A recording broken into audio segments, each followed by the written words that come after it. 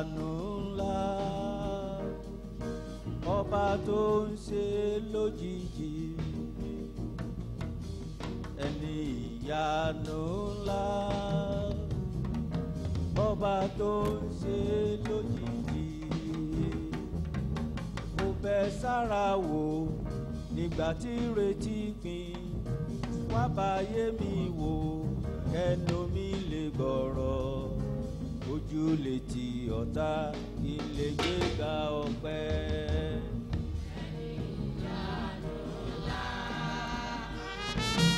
Ọba tó ń ṣe lójijì,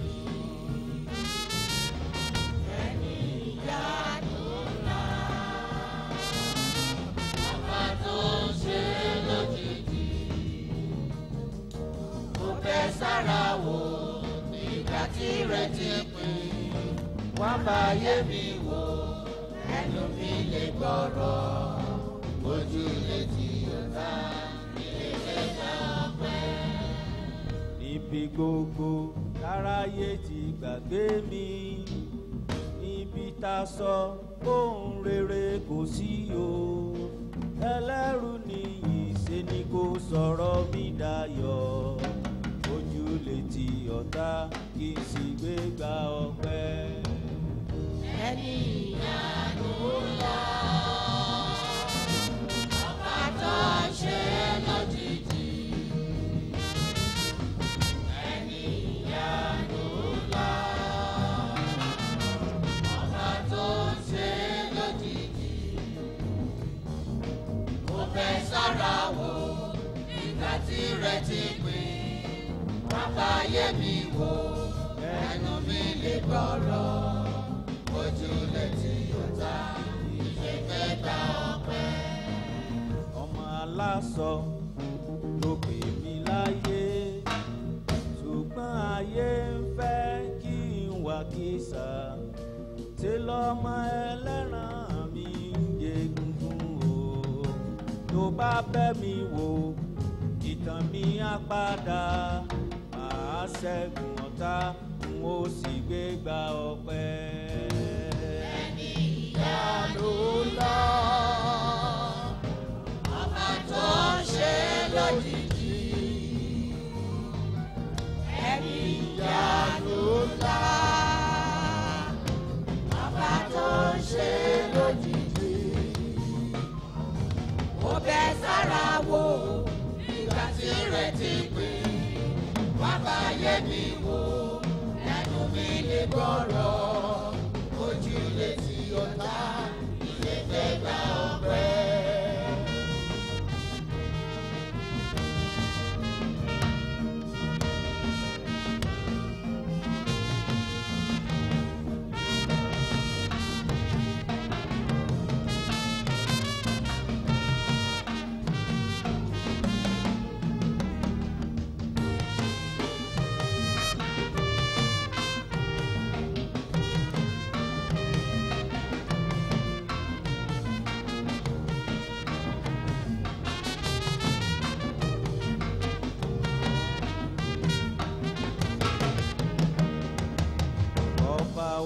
Olólùpèsè, jọ̀wọ́ fàdùn sáyé mi, níbi tí korò ti bá ayé mi mu, níbi tá sọ pé kò sọ̀nà fún mi mọ́ o, dákùnbọ̀nà ẹ̀bùrú kò sì jọ̀tá mi lójú. Ẹni ìyanu ńlá, ọba tó ń ṣe lójijì, ẹni ìyanu ńlá, ọba tó ń ṣe lójijì.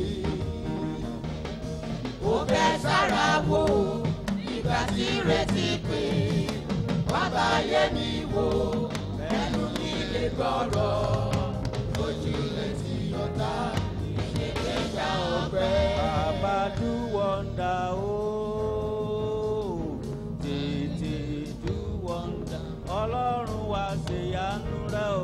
Baba do wonder, oh, tètè do wonder. Ibi tí a ti gbàgbé mi. Baba do wonder.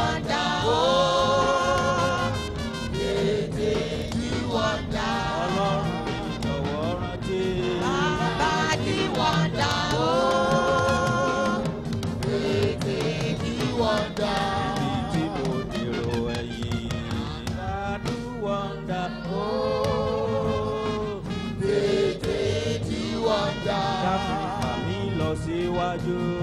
Bàbá di wọ́ndà. Oh, tètè di wọ́ndà. Ibi tí ìṣúra pamọ́. Bàbá di wọ́ndà. Oh, tètè di wọ́ndà. Ìdí orí àgbésílẹ̀. Bàbá di wọ́ndà. Oh, tètè di wọ́ndà. Kí làtáyé sọ kókó. Bàbá di wọ́ndà. Oh, tètè di wọ́ndà. Jẹ́ kó tan ìmọ́lẹ̀ bàbá. Bàbá di wọ́ndà. Oh, tètè di wọ́ndà. Fà mí sókè síbi gíga. Bàbá di wọ́ndà. Gbé mi sókè. Tètè di wọ́ndà. Síbi gíga. Gbé mi sókè. Bàbá di wọ́ndà. Sókè síbi gíga. Tètè di wọ́ndà. Jésù kó lè ráyè. Bàbá di wọ́ndà. Oh, tètè di wọ́ndà. Ọlọ́run wá ṣe ìyanu rẹ̀. Bàbá di wọ́ndà.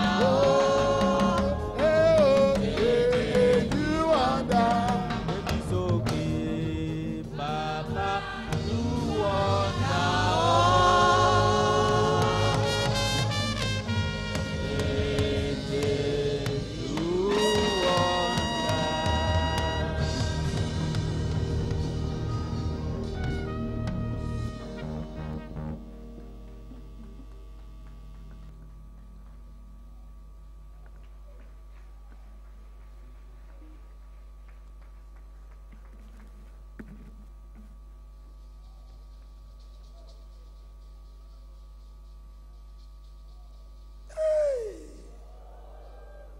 Hallelujah. Hallelujah.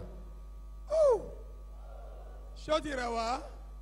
Are we tired? Bẹ́ẹ̀ni, nípa ti ara ó lè rẹ̀ wá. Physically, Onípa you tẹ̀mí are kò ní rẹ̀ tired. wá. But spiritually, we shall never be tired. Hallelujah. Hallelujah. Tiẹ̀ yóò ṣeé ṣe. Your Yeah, matter àṣepé. shall be possible today. Ọlọ́run yóò ṣe àṣepé nínú ayé rẹ. God will perfect everything about your life. Gbogbo yín tó ti ń wọ̀nà láti ìjẹta títí dòní. Everybody in expectation for the past 3 days, Olúwa yóò ṣe ìyanu nínú ayé rẹ. God will perfect wonders in your life. Hallelujah. Hallelujah. Ẹ jẹ́ kí gbogbo akágbé Bíbélì wá. Everybody take your Bible. Bíbélì ẹ̀ dání. Take your Bible. Káde dúró káka ẹsẹ̀ ọ̀rọ̀ kan. Let's nínú stand up together ọ̀rọ̀ to read a Ọlọ́run. verse. A verse from the Bible. Ẹ dìde dúró pẹ̀lú Bíbélì yín. Take your Bible and be on Gbogbo your ènìyàn kó feet. dìde dúró pẹ̀lú Bíbélì rẹ̀. Take your Bible in your hand and be on your feet. A ó jọ ká papọ̀ ni. Together we are going to read Ẹsẹ̀ kan ṣoṣo là ó kà. a verse from the Bible. Gbé Bíbélì ẹ̀ dání. Hold your Bible in your hand. O gbọ́dọ̀ wá sílé Ọlọ́run láì gbé Bíbélì dání. You should not come to the house of the Lord without your Bible. Hallelujah. Hallelujah. Ìwé Jòhánù orí kẹta. John chapter 3, Ẹsẹ̀ kẹrìnlá. verse number 14.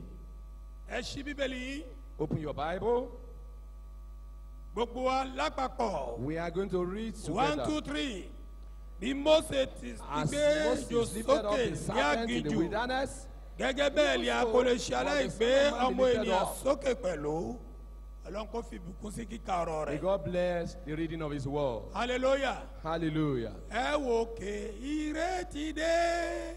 Ọmọ Ọlọ́run wò ké ìrètí dé. Ìrètí dé. Ẹ wò ké ìrètí ti dé. Ọmọ Ọlọ́run wò ké ìrètí dé. Gbé Bíbélì náà sílẹ̀ báyìí. Ẹ Leave your wò Bible. ké ìrètí dé. Ọmọ Ọlọ́run wò ké ìrètí dé. Ìrètí dé. Ẹ wò ké. Ọwọ́ rẹ̀ kí n gbọ́ ọwọ́ rẹ̀. Put your hands together. Clap your hands. Ja, ja, ja, ja. Ìrètí dé. Ẹ wò ké ìrètí dé. Ọmọ Ọlọ́run wò ké ìrètí dé. Ìrètí dé. Ẹ wò ké ìrètí dé. Ọmọ Ọlọ́run wò ké ìrètí dé. Hallelujah. Hallelujah. a fẹ́ ká kọrin fún ìṣẹ́jú bíi méjì mẹ́ta. We want to sing together for about 3 minutes. Ìyanu yóò sì máa ṣẹlẹ̀. And as we sing, we'll experience miracles. Hallelujah. Tó Hallelujah. ọwọ́ rẹ̀ ṣe. Get ready. You clap your hands and we sing. Cha cha cha cha cha cha cha cha. Ẹ wò ké ìrètí dé, ọmọ Ọlọ́run wò ké ìrètí dé, ìrètí dé. Ẹ wò ọwọ́ rẹ̀ kí n máa gbọ́ ọwọ́. Clap your hands. Cha cha cha. Ìrètí dé, ẹ wò ké ìrètí dé, ọmọ Ọlọ́run wò ké ìrètí dé, ẹ wò ké ìrètí dé, ọmọ Ọlọ́run wò ké ìrètí dé, ẹ wò ké ìrètí dé, ọmọ Ọlọ́run wò ké ìrètí dé. Hallelujah. Hallelujah. Ní orúkọ Jésù. Amen. Láàárọ̀ yìí, Amen. a ó gbójú wa sókè. Amen. A ó sì wo ẹni náà tí a gbé sókè. Amen. Bí a sì ti ń wò ó, Amen. ìyanu kó ṣẹlẹ̀ nínú ayé wa. Amen. Lórúkọ Jésù Kristo Olúwa wa. Amen. Ẹ jókòó fún ìṣẹ́jú díẹ̀. Be seated. Bí a ti ń wò wá, As you are looking at us, ohun tí a fẹ́ sọ̀rọ̀ lé lórí ní kúkúrú, our brief message is titled, ó ní wo Jésù kó yè, Look and Live. wò kí ó yè. Look and live. Ẹ̀yin ará, Beloved, ọ̀pọ̀lọpọ̀ ènìyàn ló ń wo ọ̀tún ló ń wo òsì, wọ́n ń wo onírúurú ọ̀nà. people are looking left and right and in diverse places. Nínú ìpàdé yìí, This program, àkọlé ni wípé The- Ọlọ́run oníṣẹ́ ìyanu. the theme of this covenant program is Miracle Working God. Láti ìjẹta, à ń sọ fún wa ní onírúurú ọ̀nà tí Ọlọ́run gbà láti ṣe ìyanu. The past 3 days, we have listened to messages on various ways of God working miracles. Ibi tí a kà láàárọ̀ yìí jẹ́ ọ̀rọ̀ Jésù Kristi olùkọ́ The mi. passage we read here is the message from Jesus, my master. Bó ti ń gbọ́rọ̀ yìí, ìwọ tó ń gbọ́, ìwọ tó ń rí mi ránṣẹ́ níbikíbi tó gbé wà. As you listen to this word, far and near, Máa retí ìyanu Ọlọ́run níbi tí ó gbé wà níbẹ̀ be yẹn. in high expectation of your miracles. A ti gbàdúrà fún ọ̀pọ̀lọpọ̀ iṣẹ́ ìyanu. We prayed for diverse miracles. Síbẹ̀síbẹ̀ ó sì lè kó àwọn kan tí wọ́n sì ń gbin lábẹ́ ìṣòro àbí àìsàn kan. There can be some people who are still under problems. Fún kìkì ọ̀rọ̀ kan tí a ó sọ nísinsìnyí, For just a word we are going to utter, Ọlọ́run oníṣẹ́ ìyanu yóò ṣe ìyanu nínú ayé rẹ̀. the miracle working God will work miracles in your Yóò ṣe life. àṣepé. He will perfect everything. Olúwa yóò ṣe tiẹ̀ láṣepé. God will perfect everything about your life. Wípé Olúwa yóò ṣe tèmi láṣepé. Can you say that? God will perfect everything about my life. Say that to yourself. Ọjọ́ tí à ń kọjá báyìí, As the time we are moving, a ò ní tún rí i mọ́ láéláé. we will not see the days again. A ti ń kọjá ọdún yìí, a ti ń kọjá The lọ́ba. year is gradually running to an À ń end. wọnú ọdún tuntun mìíràn We are lọ. looking forward to a new year. A ó sì gbójú sókè.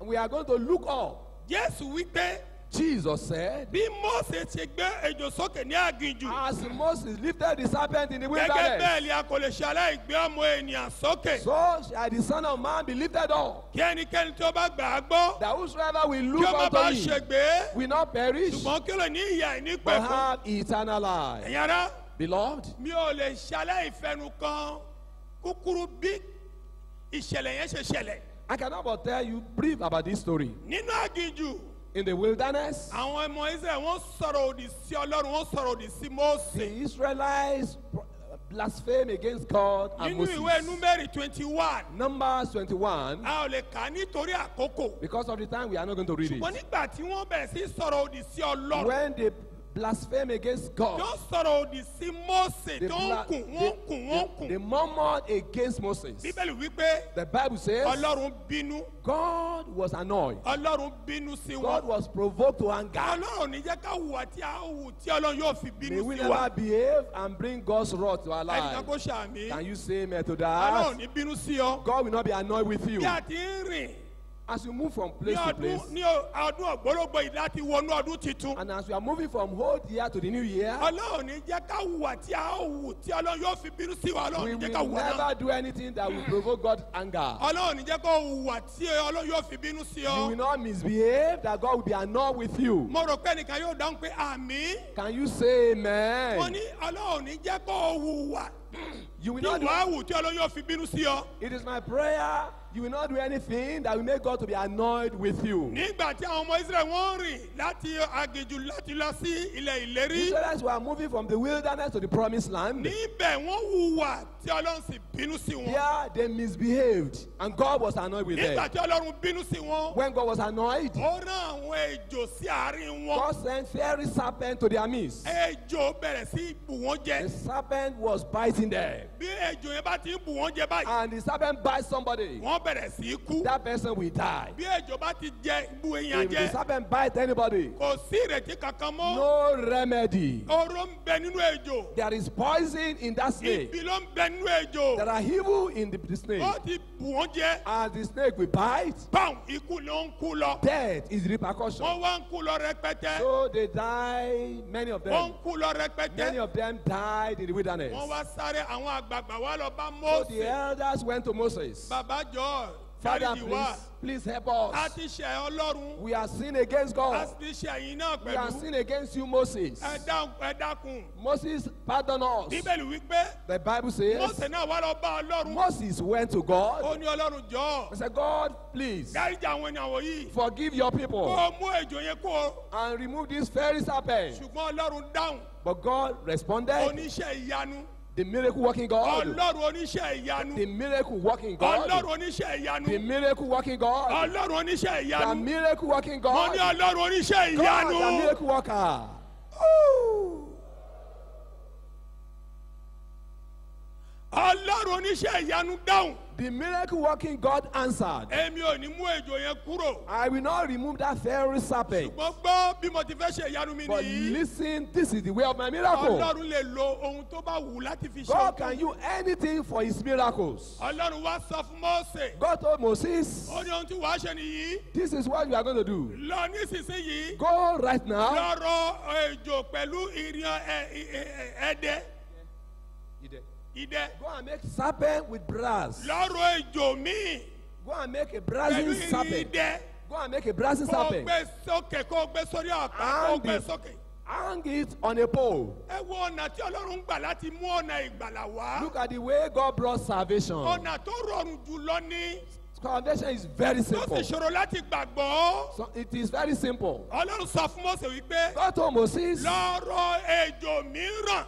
go and make another Pẹ̀lú serpent ìrìn idẹ. with a brass. Kó o gbé sókè. Hang it on a Kó o pole. wá sọ fún àwọn ọmọ Ísírẹ́lì And wípé. tell the Israelites, Ẹnikẹ́ni tí ejò tó wà nílẹ̀ bá ti bù jẹ. whoever is beaten by the serpent on the floor Kó gbójú sókè. should lift up his Kó eye. gbójú sókè. Lift up his eye. Kó wo ejò náà. See the serpent. Ejò tí a fi irin idẹ fi rọ yẹn. Lift up the eye and look at the brazen Kó serpent. gbójú sókè láti wo He ejò should náà. lift up his head and look at the brazen serpent. Ọlọ́run wá wí pé And God said, ẹnikẹ́ni tó whosoever bá gbójú will sókè lift up his eye tó bá wo ejò náà. and see the brazen serpent, Ẹja fi irin idẹ fi rọ inú. look at the brazen Tó serpent, bá ti wò ó. looking at the Yóò serpent, yè. the person shall live. Hallelujah. Hallelujah. Ejò tó wà nílẹ̀ yẹn. The serpent on the floor Olóró nínú.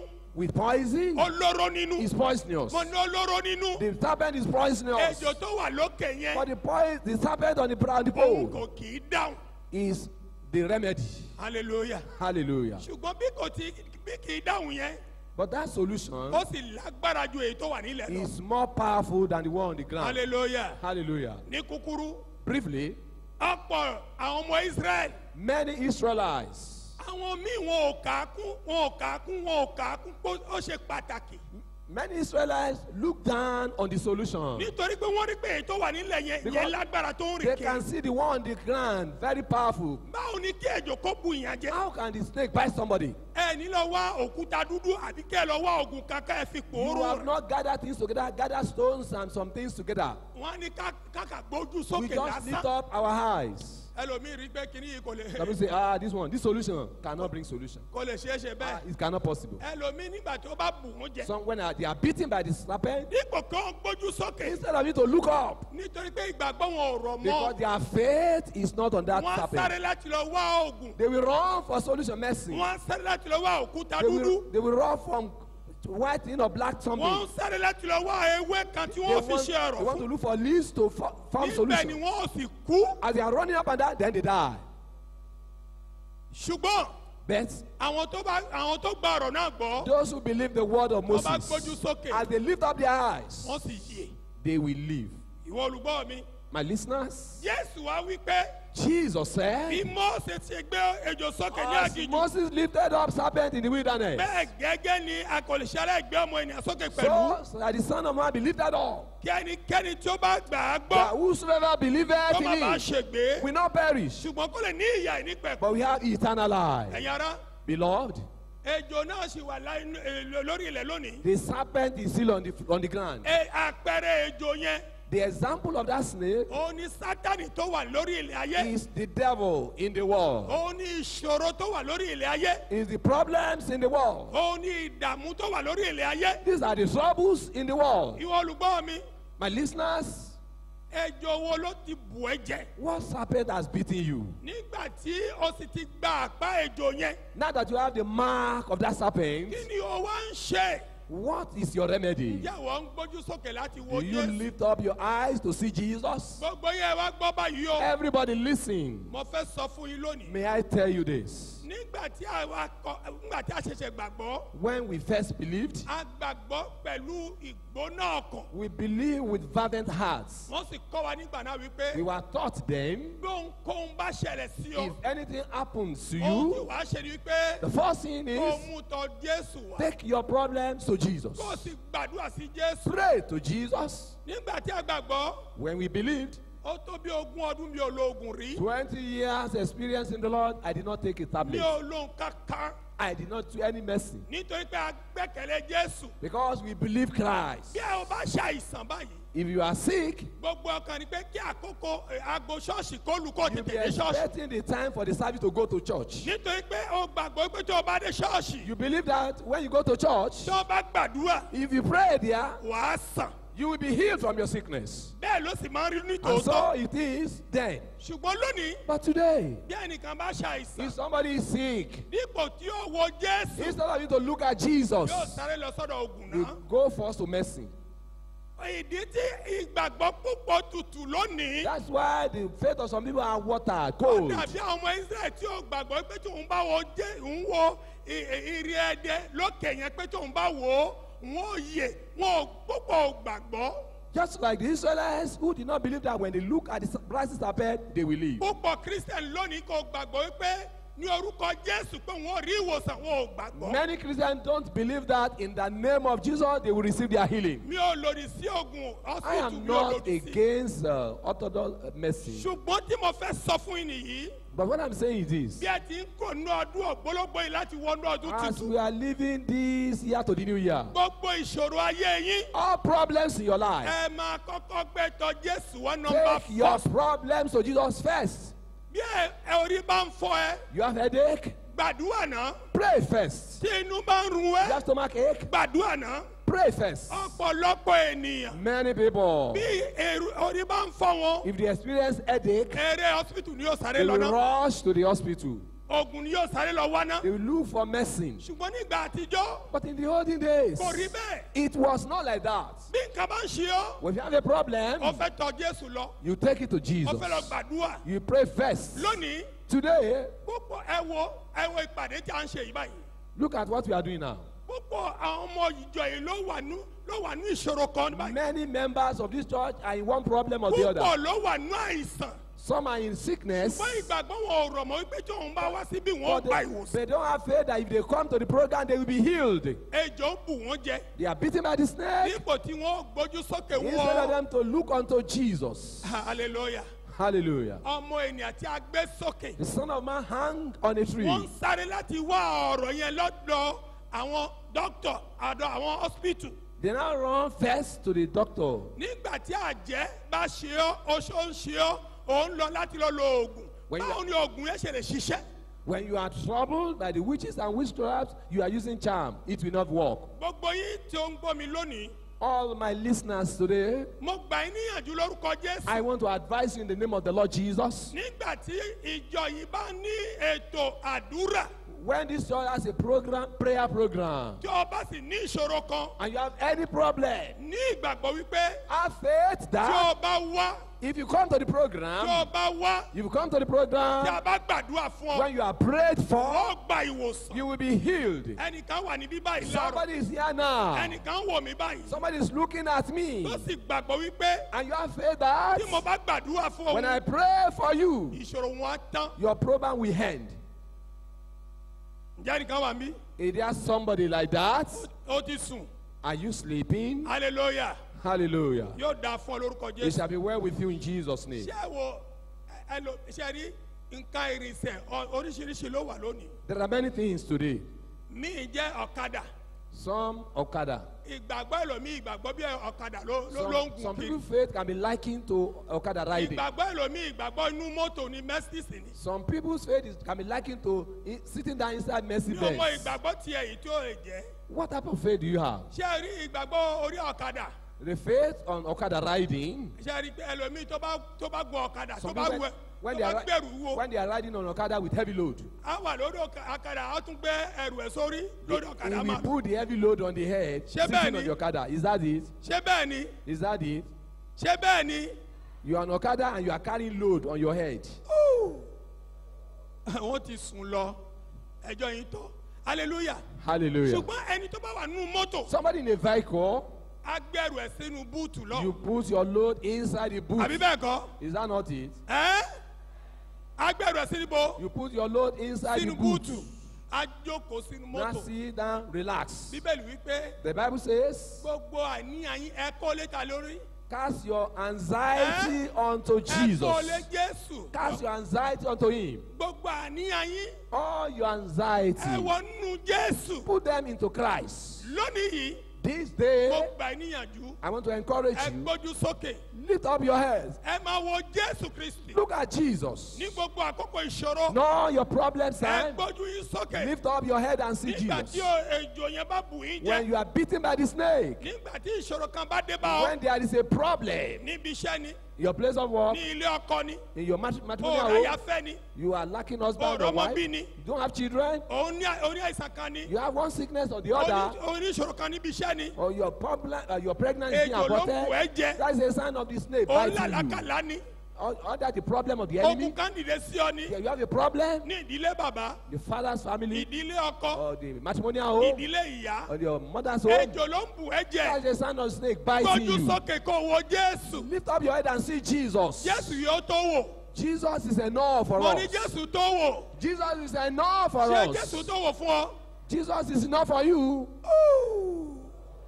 Ǹjẹ́ ó tó wò fún ọ? Is Jesus enough for you? Ṣé Jésù tó wò fún ọ? Is he enough for you? Fún àwọn tó ní àǹfààní tó wà níbí báyìí. The benefits we receive here. Wọ́n ò lọ mú ìwé oríire báyìí. Some people are taking the covenant of love, Àsọtẹ́lẹ̀ ìgbésí ayé fún ọdún tó ń bọ̀. prophetic utterance for your life for the next year. Ẹ̀yin tó ń wò wá lókèèrè. Those of you looking at us far, Ẹ ò ní àǹfààní yẹn. you don't have that Nítorí privilege bẹ́ẹ̀ sí nítòsí ọ̀dọ̀ wa. because you are not here. Ṣùgbọ́n mo rọ̀ yí pé I want to advise ní you. gbogbo ọ̀sẹ̀ kejì nínú oṣù December. Every, Ọlọ́run ṣe. every second weekend in the month of December. Ọdún yìí tí ò bá lè wá kò ṣe nǹkan kan ṣùgbọ́n ọdún tó ń bọ̀ mo pè láti wá. You are not around this year. Next year, endeavor to come. Jésù yóò tó wò. Jesus is enough for us to look at. Wò ó kí o sì yè. Look and live. Ẹ sọ kí n gbọ́ o. Look and live. Ẹ sọ kí n gbọ́ o. Look and live. Hallelujah. Hallelujah. Ṣé Jésù yìí tó wò? Is Jesus enough for you to Dìde look dúró ká at? gbàdúrà. Dìde dúró. Stand up for Dìde dúró, prayers. dìde dúró, dìde dúró. Stand Wá up for prayers. Jésù tó wò, ó tó mi, dá mi lóhùn, ó tó mi wò. Jésù tó wò. Jésù tó wò. Jesus is enough for Jésù me. tó wò. Jesus is enough for me to look at. Jésù tó wò. Jesus is enough for me to look at him. Jésù tó wò. Jesus is enough for me to look.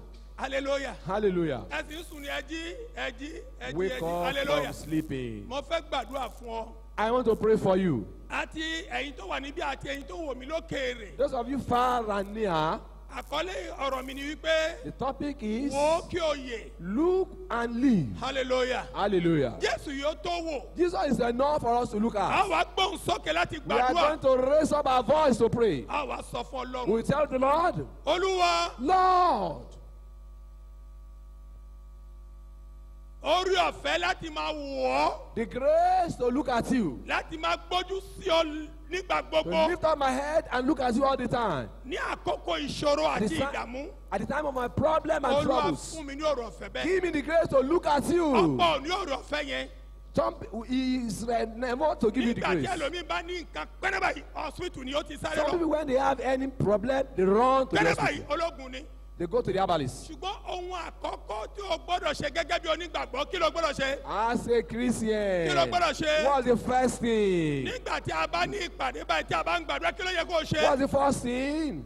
Look unto Jesus. Hallelujah. Hallelujah. Mo rántí gbà kan mo ṣe àìsàn I nígbà yẹn mo remember the ṣe. time I was sick. Ara mi gbóná I tètè. have a hot temperature. Tó o bá fọwọ́ kàn mí, tó o bá bomi sí mi lára, o lè ro ẹ̀bà. If you put water in my body, in fact, you can Mo prepare ní mi ò food. ní lo oògùn. Mo ní mi ò ní lo oògùn. I said, I will not use any medicine, Àfi kí n dé ṣọ́ọ̀ṣì. but I will go to the Convention sì church. wà nígbà náà.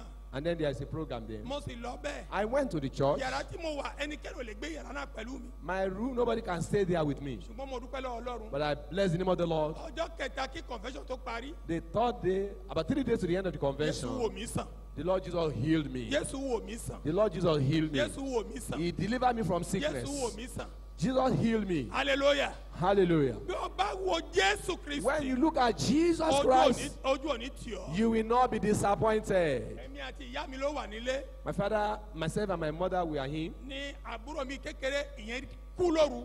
My junior one died overnight. Mo sì gbé ọmọ yẹn. I carried the baby Nítorí pé a ò kì í lo oògùn rárá. because we don't use medicine at all. Àwọn ọ̀tá sì wọnú rẹ̀. And the enemy entered. Ṣùgbọ́n bí mo ti gbàdúrà. But when I prayed, Bí wákàtí ọgbọ̀n ṣẹ́jú bí sí About- wákàtí kan. 30 minutes to an hour, Ọmọ yìí sì jí dìde. that boy rose again. Òkú àkọ́kọ́ tí Jésù jíǹde lọ́wọ́ mi The nìyẹn. first time Jesus raised the dead from my Lẹ́yìn mind. yẹn, After that, ọ̀pọ̀lọpọ̀ iṣẹ́ ìyanu ni Jésù a ṣe. lot of miracles Jesus has done. Ní 86 In the year 86, ní Port Novo, in Porto Novo, jókòó fún ìṣẹ́jú kan. sit down for a minute. Ní Port Novo, In Porto Novo, President Gio wà níbẹ̀.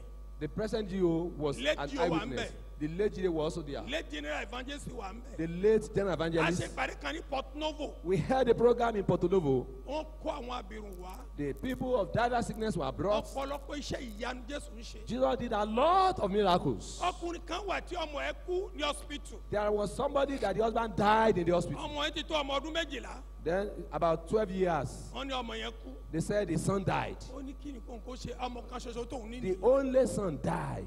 A sì ń ṣe ìsọjí. And we had the program. Ọba gbọ́ ní ó ní pásọ sọ́sà ń ṣe He ìpàdé lọ. said, Pastor Susa is having a program. Ọba ru ọmọ náà ọba jù sínú mọ́tò ó gbé òkú náà sínú mọ́tò. She carried the dead body into the vehicle Ọba wá síbi ìpàdé. and then brought the Kò dead gbé body. òkú yẹn jáde kó nínú mọ́tò. He cannot bring this one Ibi forward. tí a ti ń gbàdúrà While we are praying, tí a ń gbàdúrà ní orúkọ Jésù Kristi. we are praying in the name of Òkú Jesus. tó wà nínú mọ́tò. The Ó gba dead iye body tuntun. from the vehicle heard the voice of God and rose. Òkú gba iye. The dead body received life. Òkú gba iye. The dead body received life. Ọmọ náà jí dìde. The son rose from death. Ẹ pàtẹ́wọ́ fún Jésù Put Kristi. your hands together for Jesus. Hallelujah. Hallelujah. Màmá kan wà There was a woman ní 90. in the 90s. Na màmá yẹn olówó ńlá ni. This woman is very wealthy. Ó sì bẹ̀rẹ̀ àìsàn yẹn. He started the sickness Ó sì rọ kalẹ̀. and become paralyzed. Kò lè dìde kò lè rìn She mọ́. cannot stand up again. ó wá sí pàdé wa. She came to our program. Dẹ́bà ẹ̀ ló gbé e wá. The driver brought her. Ó sì jókòó nínú mọ́tò. She sat inside the vehicle. Níbi tí a ti ń gbàdúrà. As we were praying in the auditorium, Nípa agbára tó ń bẹ ní ẹ̀jẹ̀ Jésù by Kristi. the power and the blood of Jesus, Agbára ló ń sì tọ màmá yìí lọ nínú the power mọ́tò of God rẹ̀. entered the life of that woman inside the vehicle. Ó sì gbé dìde. The woman rose up Màmá yìí sọ̀kalẹ̀. and she became Ó healthy. bẹ̀rẹ̀ sí rìn lọ. She was walking. Ògo ni fọlọ́ lókè ọ̀run. Hallelujah. Lẹ́yìn ọdún mẹ́wàá. After 10 years, Jẹ́ kí n sọ màmá yìí pẹ̀lú ẹni àkọ́kọ́ tó jẹ́ nínú tẹlifíṣàn tó pé ẹnikẹ́ni ò kì í wàásù ní tẹlifíṣàn ní Benin ẹ̀mí ní nọmba 1 ẹnikẹ́ni ò kì í sọ̀rọ̀ nínú rédíò nínú rédíò ní Benin ẹ̀mí ní nọmba 1 màmá yìí jẹ́ ọ̀kan nínú àwọn nọmba 1 tó jẹ́ ní tẹlifíṣàn ohun tí Jésù ṣe fún ọ bí Jésù ti wò ó sàn. before that time, nobody is allowed to preach either in the radio or on the television. That woman was the first person after having given permission to preach from the TV. Lẹ́yìn ọdún mẹ́wàá After 10 years, tí màmá yìí lọ tó ń yan the woman Ọlọ́run was praising the Lord, was rejoicing. ó tún wá ní àìsàn fẹ́ẹ́rẹ́fẹ́ kan She had a slight sickness. àìsàn tó níyẹn That sickness, tí kò lè tí ẹsẹ̀ bẹ̀rẹ̀ sí dùn. she started to, she cannot walk very well. Ẹnìkan wá sọ fún Now somebody told her, ó yẹ kó o lọ sí ìlú òyìnbó. you should go abroad. Ẹ jẹ́ n sọ fún yín May I tell you this? àwọn tó lówó ó ṣòro fún ọ láti gbójú láti wo Jésù. Those who are wealthy, it is difficult for them to look out for Jesus. Ní Europe ẹ̀yin tó wà ní Europe ìdí tí ẹ ò lè gbẹ́kẹ̀lé Jésù ni pé ẹ lówó ẹ sì ní àwọn ògo ní onírúurú nǹkan nídìí ni ẹ pé àti gbójú sókè wo Jésù ó ṣòro fún yín ẹ gbójúlé ohun tó wà nínú ayé ju Jésù lọ. Many of you in developed countries, the problem you have is that you find it difficult to look unto Jesus because you are wealthy. Obìnrin yìí owó wà lọ́wọ́ rẹ̀. This woman had money. Ẹnìkan wá sọ fún pé ó yẹ kó o lọ sí ìlú òyìnbó. Somebody said, travel to a foreign country. Ó gbàgbé ohun tí Jésù ṣe fún ní ọdún mẹ́wàá She has kọjá. forgotten what Jesus did for him, for her. Ó pe ìyàwó mi. She called my wife. Ó ní Bálágbáyà sọ pé kó n kó She lọ said, sí ìlú somebody said òyìnbó. I should travel abroad. Ó ná jù ní 50 million. At least 50 million. Owó sì wà lọ́wọ́ ẹ̀ ó ní And, she- bílíọ̀nù ní àkáǹtì. and the woman was very rich. Ìyàwó mi sọ pé máa lọ o. My wife said, don't travel abroad. Rántí ohun tí Jésù ṣe fún Remember ọ. what Jesus did for you in the past. Ah, Ó tún pe obìnrin tọ̀hún. She called another woman. Ìyẹn ní tó o bá lówó tó o bá náwó sí ara rẹ̀ ó kù The sọ́wọ́ woman rẹ̀. said, if you have money, you don't spend money on your head, the problem is yours. Ó ní mi ò lè gbọ́ tiẹ̀. I will not listen to you. Ó bá gbé plane ó bá lọ. She bought a plane and traveled. Ó ṣe oṣù mẹ́ta lọ́hùn. 3 months in the foreign country. Ṣùgbọ́n ojú ti owó. Money was disgrace. Ó padà wá sílé o. She came back. Ó rìn díẹ̀díẹ̀ fi wọnú plane lọ. She will walk a little bit. Ṣùgbọ́n gbà tó padà wá. But when she Kò lè returned, rìn rárá mọ́. she cannot walk at all. Ọdún márùn-ún ló ṣe lórí bẹ́ẹ̀dì. She was on the sick bed for 5 years Kó tó jẹ́ Ọlọ́run ní ìpè. before he finally gave Ẹ̀yin her tó the ghost. gbẹ́kẹ̀lé owó. Those who rely on money Tí ẹ gbẹ́kẹ̀lé Jésù. and you don't rely on Ẹ ń Christ, ṣera yín léṣe. you are harming yourself. Ẹ̀yin tó gbẹ́kẹ̀lé oògùn. Those who rely on medicine Tí ẹ gbẹ́kẹ̀lé Jésù. and not on Ẹ ń Christ, ṣera yín léṣe. you are harming yourself. Ojú máa ń ti owó. Money can be disappointed. Ojú máa ń ti oògùn.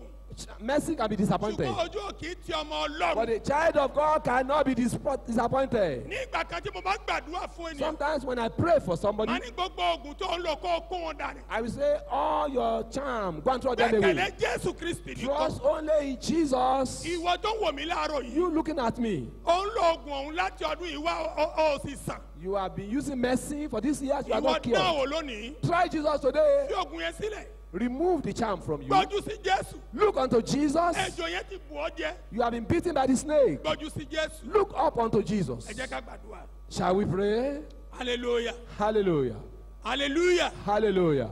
Ẹ dìde dúró ká gbàdúrà. Stand up for prayers. Dìde dúró ká gbàdúrà. Stand up for prayers. Hallelujah. Hallelujah.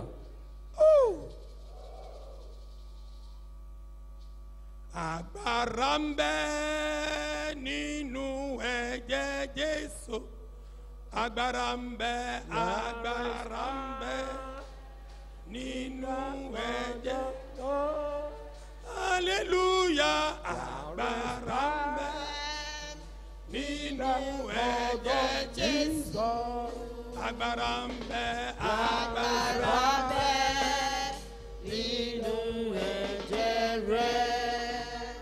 Wàá sọ fún Ọlọ́run. You pray to God. Orí ọ̀fẹ́ láti máa gbójú sókè láti máa wọ̀ ọ́ ní àkókò ìṣòro. The grace to look at you at the time of problem. Bí mo ti ń kọjá ògbólógbò ọdún yìí láti wọnú ọdún tuntun. As I'm passing this old year into the new Orí year. ọ̀fẹ́ láti gbójú sókè. The grace to look up. Láti máa wọ̀ ọ́ nígbà To gbogbo. look at Jesus all the Olúwa time. fi fún mi. Lord, give me the grace.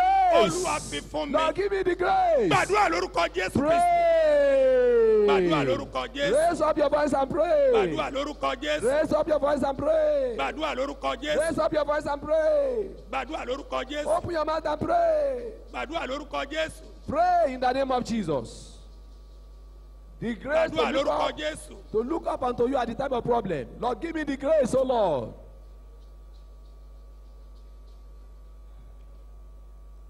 Ní orúkọ Jésù Kristi Olúwa wa. Amen. Wò ó kí o yè. Look and live. Gbé ọwọ́ rẹ sókè. Lift up your hand. Mo ya ọwọ́ wọ̀nyí sí mímọ́ lórúkọ Jésù. Amen. Olúwa yà á sí mímọ́. Amen. Jésù Olúwa wa. Amen. Gbé ọwọ́ rẹ sí orí rẹ. Put your hand on your head. Ibikíbi tí o gbé wà. Wherever you are, Gbé ọwọ́ rẹ sí orí rẹ. put your hand on your head. Mo fẹ́ gbàdúrà fún ọ. I want to pray for you. Gbogbo oró ejò tó ti wà lára rẹ, ejò tí ayé yẹn ní àìsàn, ìdààmú, ìṣòro, èyí tí ejò tí ayé yìí ti fi sí ọ lára, Sátánì ti fi sí ọ lára. Every poison from the snake into your body. Bí o ti gbé ọwọ́ sórí rẹ ni, As you put your hand on your head, agbára ló yóò sì sọ̀kalẹ̀ the power of Jesus will come down. láti orí rẹ títí dé àtẹ́lẹsẹ̀, From the hair of your head to the sole of your feet. yóò sì poró rẹ̀ dà. And to remove the poison of the snake shall be removed.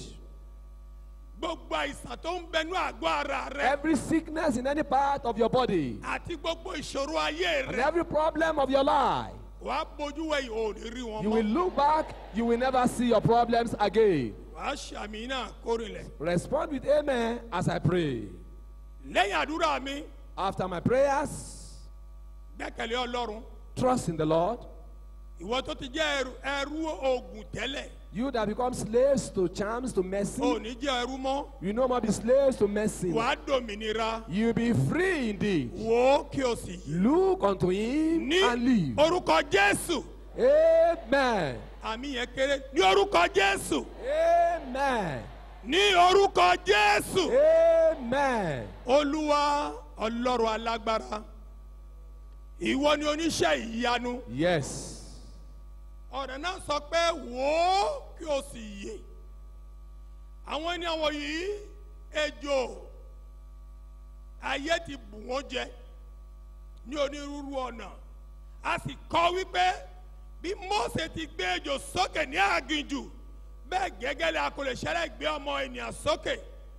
Nígbà tí Étíẹ́nì ó wípé ó ní wò ó mo rí Jésù Kristi lọ́wọ́ ọ̀tún bàbá, ó sì rí a gbé ọmọ ènìyàn sókè. Olúwa a kàn án mọ́ àgbélébù, a gbé ọmọ ènìyàn sókè, ó kú, a sìn ní ọjọ́ kẹta, ó jíǹde. A gbé ọmọ ènìyàn sókè, ẹnikẹ́ni tó bá wò ó yóò yè. Yes. Lónìí mo gbàdúrà fún gbogbo àwọn ènìyàn tó wà yìí tó gbàgbọ́, akọ wípé ẹnikẹ́ni tó bá gbà á gbọ́ kó má bàa ṣègbé ṣùgbọ́n kó lè ní ìyà ìnípẹ̀kún. Yes. Gbogbo àwọn tó gbà á gbọ́ tó wà níwájú mi àti tó ń wò mí lókèèrè, lórúkọ Jésù Kristi ìyè kó wọnú ayé yín. Amen. Ẹnikẹ́ni tó bá ti dẹ́ṣẹ̀ kan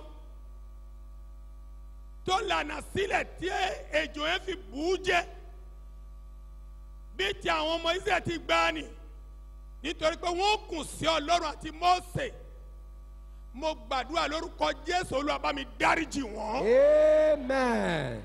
Gbogbo àwọn tó wà ní hospital ni wọ́n wà ó, ibikíbi tí wọ́n wà tí wọ́n ń wò wá ránṣẹ́ báyìí. Mo gbàdúrà lórúkọ Jésù, agbára Ọlọ́run kó wọnú ara yín. Amen.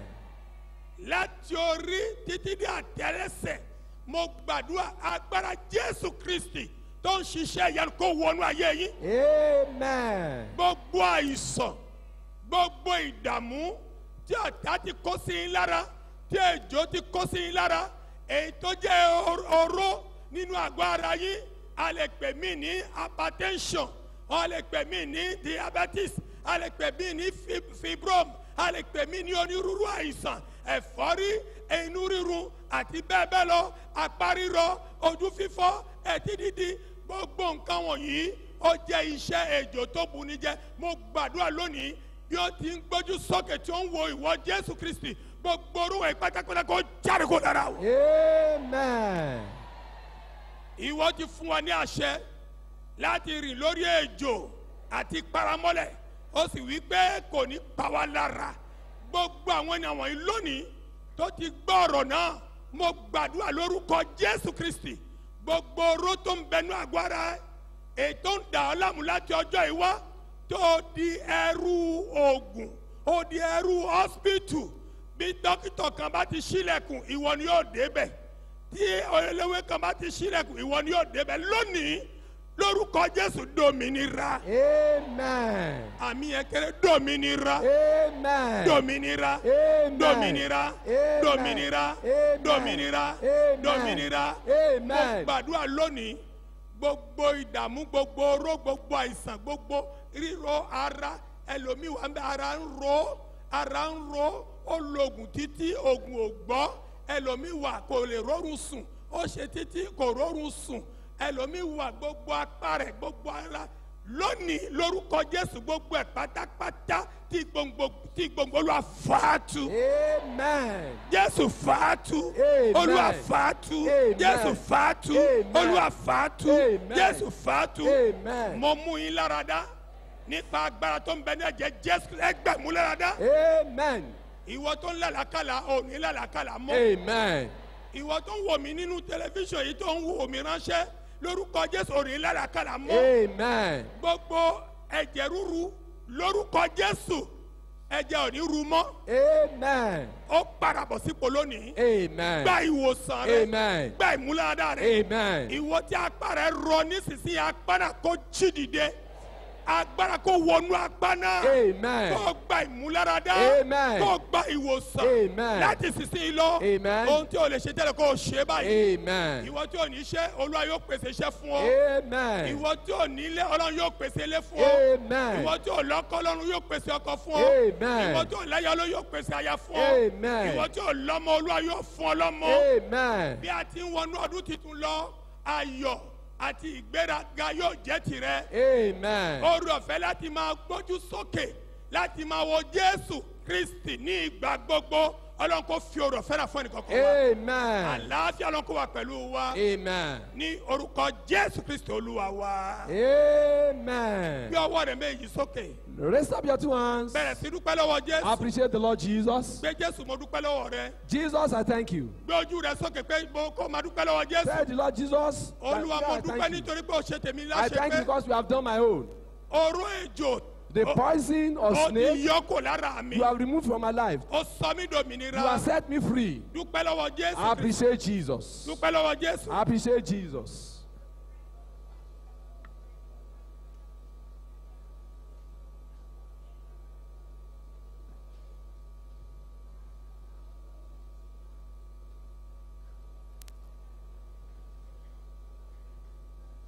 Jésù Olúwa wa. In Jesus' name we pray. We will now hand over to the Deputy General Overseer. Wọ́n á fi sí ọwọ́ alámòjútó igbákejì. He will pray. He will pray. Wọ́n á gbàdúrà. And thereafter, Lẹ́yìn eléyìí, we will attend to you. wọ́n á bá wa sọ̀rọ̀. We will attend to you Àwọn á bá people yín sọ̀rọ̀ in the area of this covenant picking. ní ti mú májẹ̀mú fún ti OSAM. Please Ẹ jọ̀wọ́. cooperate with us. Ẹ fọwọ́sowọ́pọ̀ pẹ̀lú wa. The way we want to do it, it won't take our time. Bá a ti fẹ́ ṣe kò ní gbà wá ní àkókò púpọ̀. But then we need your cooperation. A nílò àfọwọ́sowọ́pọ̀ yín. God bless you. Ọlọ́run á bùkún fún yín. Father, in Jesus' name. Amen. So many people have looked away from Christ. They have looked into the world. As a result, their problem remains. Their poison remains. Their difficulty remains. But if they will have the grace to realize and turn to Christ, they will have the poison of their lives removed. Therefore, Lord, from today on, grace for everyone to be able to lift up his eyes and look unto Jesus, the author and finisher of our faith. Give unto everyone in Jesus' name. The Bible says, because of this, many are sick and many die. Lord, we don't want anybody to die anymore. We want you to give grace to everyone. Grace to open his eyes and look unto Jesus, the author and finisher of our faith. Father, give unto everyone in Jesus' name. From that moment on, all the problems of the lives of people, be it sickness, be it evil, be it all forms of enemies, be it demonic possessions, be it demonic obsessions, whatever it is, Lord, let the problems of the lives of each one disappear in Jesus' name. Amen. Keep everyone focusing his eyes on you. Amen. And we shall glorify your name. Amen. Thank you very much, Lord. Thank you, Lord. As we're going to pick our covenant now, Bí a ti mọ ọmọ máa jẹ̀mú wa báyìí. the general overseer has already prayed on the covenant. We are just asking, Lord, that you will guide everyone Amen. to take that which will agree with your will for his life in 2015. Amen. Direct us in Jesus' name. Amen. I pray no one shall pick a wrong covenant in the name of Jesus. Amen. No one shall pick the one that belongs to another person in Jesus' name. Amen. And whichever one we pick, oh God, let it work for us. Amen. And let it work life for us. Amen. And let it work solution to our problems. Amen. Thank you, Father. Thank you, Lord. The grace to believe on your word, which we will pick now, give unto us in Jesus' name. Amen. And as we believe, so it will work for us. Amen. And we shall glorify your name. Amen. Thank you, Father. Thank you, Lord. In Jesus' name we pray. Amen. Let's open your eyes. Ẹ la ojú yín. You have been told you'll be served where you are. A ti sọ fún ṣáájú pé a ó gbé wá síbi tí ẹ wà. Just sit down where you are. Ẹ jókòó síbi tí ẹ wà.